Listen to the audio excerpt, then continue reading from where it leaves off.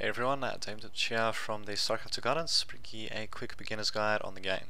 So we're talking about general basics of the game, as well as about the different races in the game. So yes, just start with the basics. So generally put, you need to destroy all of your opponent's buildings to win a standard online game, and basically put, you'll be usually on the offensive in one way or another, or possibly defending your base from your opponent's attacks. So depending on how the game goes.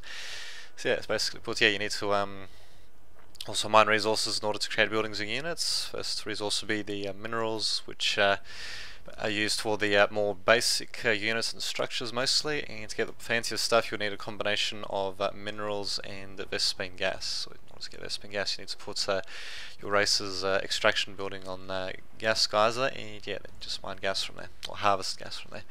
To keep in mind, unlike the first StarCraft game, once you've exhausted all the gas from a particular geyser, you can't mine any more gas. While in the original game, you could continue to mine gas, but at a reduced rate.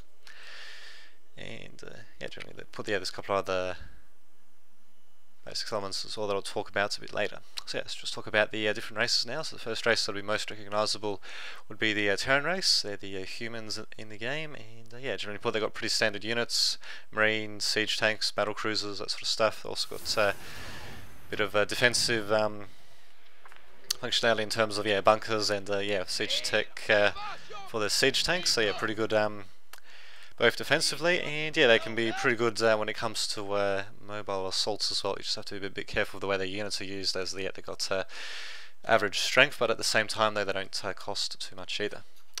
So on the other hand, we've got the Zerg, which are, as you can see, rather voracious little race. They've got plentiful units that are available pretty cheaply, but the problem is they don't have too many hit points usually per unit, but that means you'll be producing them in numbers, and due to their unique drone mechanic, sorry, not drone mechanic, their lava mechanic, they would normally be spawning out many units over the course of the game. So yes, they rely pretty heavily on the creep, both for allowing buildings to be built on it, and also for allowing their ground units to move faster on it as well.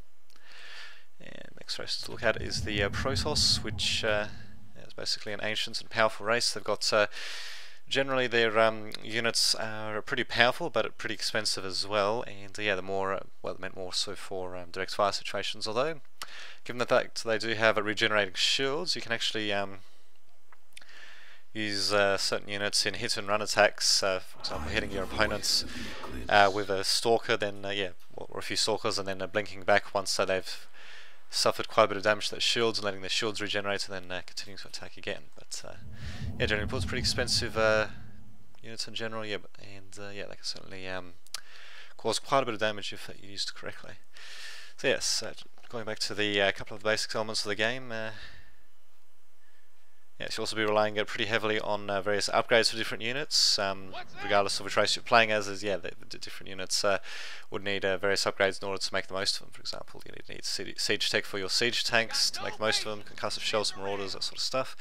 And keep in mind, you'll also would not want to neglect your general upgrades as well, such as your attack upgrades, arm upgrades, shield upgrades, that sort of stuff. Those will allow units to generally get better and better as the game goes on, so it even allows basic units to maintain their effectiveness as the game goes on.